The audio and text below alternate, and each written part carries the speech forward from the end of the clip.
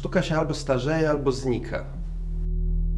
Nie można być artystą tylko w jakichś określonych godzinach. Artystą trzeba być stale według Szewczyka. Zdarzało mu się powtarzać, że artyści, którzy się ciągle zmieniają, są nieciekawi.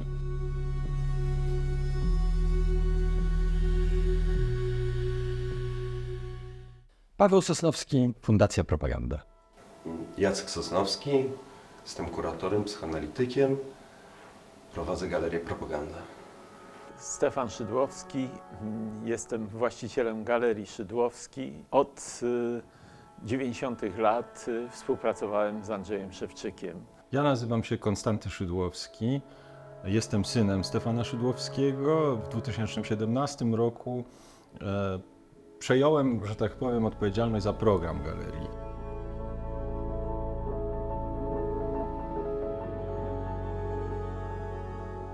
Nie pamiętam, czy poznałem Szewczyka. Współpraca z nim to była właśnie też przyjaźń. Żywy kontakt z Szewczykiem to głównie miałem przez telefon, kiedy odbierałem telefon i rozpoznawalny taki tubalny głos ze słuchawki się rozlegał, mówiąc: tu Aduś, czy mogę rozmawiać ze Stefanem?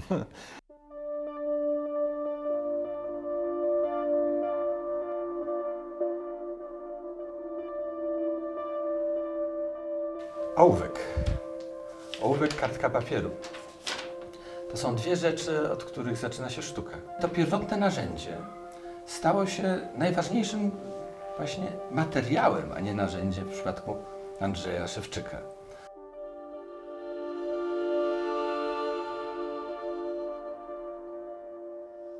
Andrzej Szewczyk ten ołówek wziął i właściwie zniszczył. Pociął na kawałki, żmudnie ciął setki, tysiące ołówków, po to, żeby z nich wtórnie układać, ja wiem, można to nazwać obrazami, ale w każdym razie wypełniać pewną przestrzeń.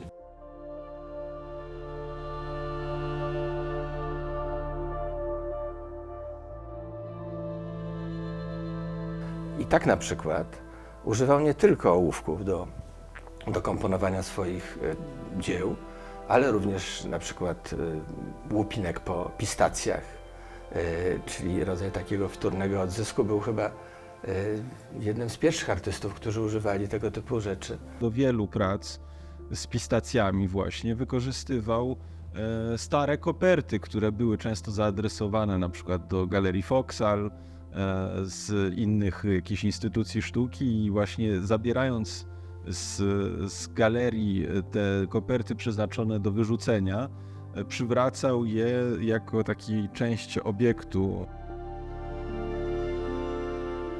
Takie najbardziej znane prace z wczesnego okresu to były prace, które on nazywał wałkami. Na jakimś rzuconym tle w wybranym kolorze on zamalowywał powierzchnię przy pomocy wałków malarskich. On przez lata malował, między innymi były takie realizacje też w Galerii Foksal, gdzie właśnie na takiej ścianie wymalowanej wałkiem wisiał obraz wymalowany tym samym tłem i tym samym wzorem na wałku, który był na ścianie. Miał taki stosunek podobny do pisma, jak i do malarstwa, do swoich dzieł. Nawet czasami wyrażał się w ten sposób o pracy malarza, że jest to pisanie obrazów, tak jakby prowokując nawiązanie do takiej tradycji bizantyjskiej pisania ikon. Związek Adusia z literaturą nie jest anegdotyczny, że on, mimo to, że on nadawał bardzo często tytuły literackie swoim pracom, tam Tristan i Izolda, pomniki listów Franza Kafki do Felicji Bauer. Odejście od rozumienia, tak? Czyli jak tam się pojawia ten Kafka, to jest to, że możemy tego Kafkę porzucić. Także to jest moim zdaniem, jest to ślepy tor. To oczywiście ktoś, kto myśli, że zobacząc tę pracę, odnajdzie jakąś ilustrację, prawda, do tych pomników literatury światowej, to będzie w błędzie i może być zawiedziony. On zapewne zadał sobie pytanie, co jest ważniejsze, czy zrobić dzieło, czy robić dzieło, czy być twórcą, czy stworzyć dzieło. I doszedł do wniosku, że artysta może funkcjonować również i bez dzieła. Bez świadomości procesu nie ma sztuki. Zwierzę można nauczyć machać ogonem i rysować bądź malować, natomiast ona nie będzie świadome tego procesu, nie będzie wiedziało, dlaczego to robi.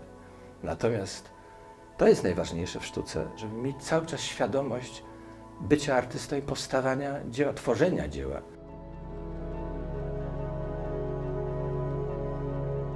Zwłaszcza w sposób, w jaki Szewczyk znalazł dla siebie wyraz w materiałach, których używał, zresztą dosyć niebezpiecznych, bo w końcu przetapianie ołowiu jest bardzo niebezpieczne dla zdrowia, a on mimo to się tym zajmował. Po prostu miał taki sposób tworzenia, generalnie właśnie znowu wracając do tej paraleli życia z twórczością, takiego spalania się.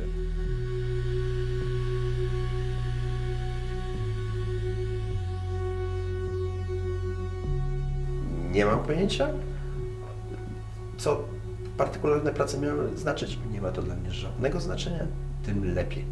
Tym to jest lepsza sztuka, ponieważ działa.